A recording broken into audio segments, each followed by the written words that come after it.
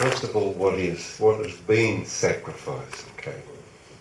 The United Nations Working Group on Arbitrary Detention declared that Julian Assange had been arbitrarily detained by the Swedish government and the United Kingdom government that released that report in 2018. Prior to that, they had released a report which the United Kingdom objected to. They examined the objection and released an even firmer language report in February 2018 that Julian Assange was arbitrarily detained, and must be freed and given compensation by those states, Sweden and the United Kingdom.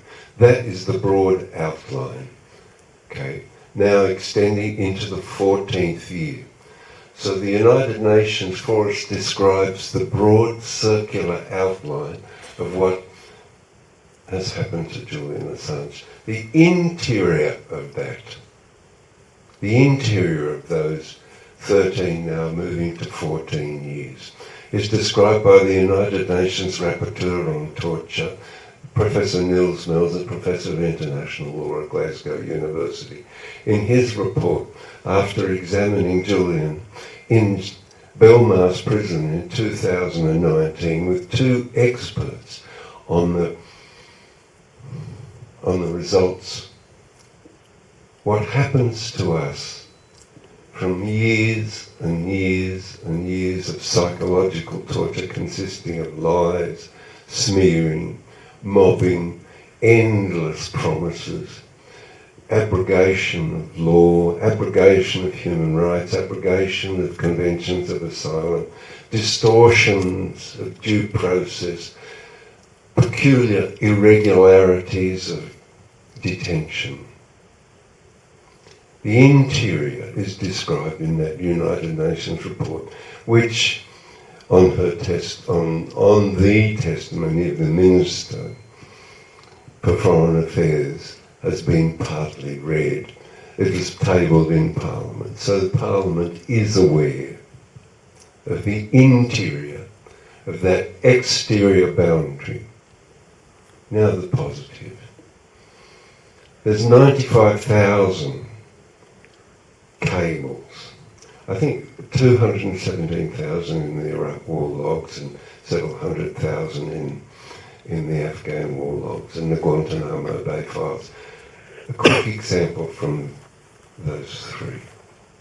A group of United States soldiers outside Baghdad went into a house and murdered the entirety of that household, the boys and girls, the mums and dads, the babies, the uncles, the aunties, the grandfathers and the grandmothers. Thinking they'd get into trouble for this heinous crime, they called in an airstrike and obliterated from the earth all trace of that family forever. This was reported in a cable from the United States ambassador in Baghdad to the Department of State in Washington. It was one of the cables released. In some miracle of strength, that destroyed nation, just an example, 26 of their 28 water purification plants were destroyed. Mothers worried sick that their children would get dysentery by giving them a drink. A sickening circumstance through the entirety of Iraq. Tetralogy. Mothers giving birth to monsters for the exposure to depleted uranium weapons. Somehow,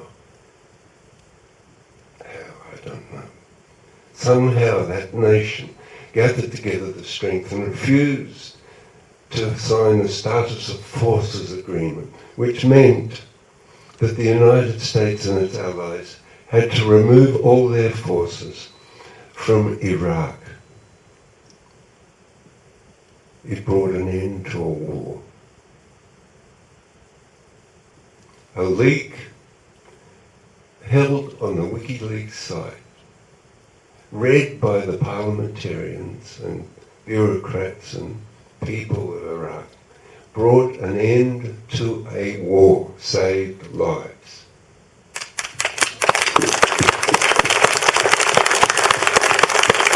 The Chagos Islands, all of the people from the Chagos Islands that was a protectorate of the United Kingdom were taken away and dumped in Mauritius, so that one of the islands, Diego Garcia, could be ceded to the United States and become an Air Force base for B-52 bombers, which could circle the Middle East and threaten this one and that one that somehow or other had fallen into disfavour. The Chagos Islanders were able, with their solicitors and lawyers, based upon the cables, to mount a case in the International Court of Justice, wherein they prevailed. The United Kingdom appealed. The Chagos Islanders prevailed again. The Guantanamo Bay files. David Hicks, you might remember, he's from your hometown. The great lawyer and solicitor, Stephen Kenny, was able to use the cables, these Guantanamo Bay files, to build an irrefutable case. An irrefutable case that David was innocent. And so it eventuated a year later that David was brought home under some circumstances which I don't approve of, but David managed to come home. There's a United Kingdom person in Guantanamo Bay, inmates they call them, I don't. He was being tortured by having pieces of his penis cut off. That was in Guantanamo Bay. The lawyer, Clive Stafford Smith, established Reprieve, which is an NGO, and determined to attack, using the foundation of the Guantanamo Bay files, to bring about the release of as many of the Guantanamo Bay people as he could. He succeeded in that one particular case that I'm aware of. So there's the positive. And there's the cost for you. So we can bring that cost to an end and understand that anybody who wants to be as knowledgeable as any honest student, a PhD, that takes up a career in the Foreign Affairs Department, any of us can now go to Wikileaks D+, and review the circumstances of the geopolitical nature of the world and be as knowledgeable as them. It's not top down, it's bottom up here. That's why we're here, and that, as I imagine, well, I assert, I assert that that's why we will prevail. Thank you.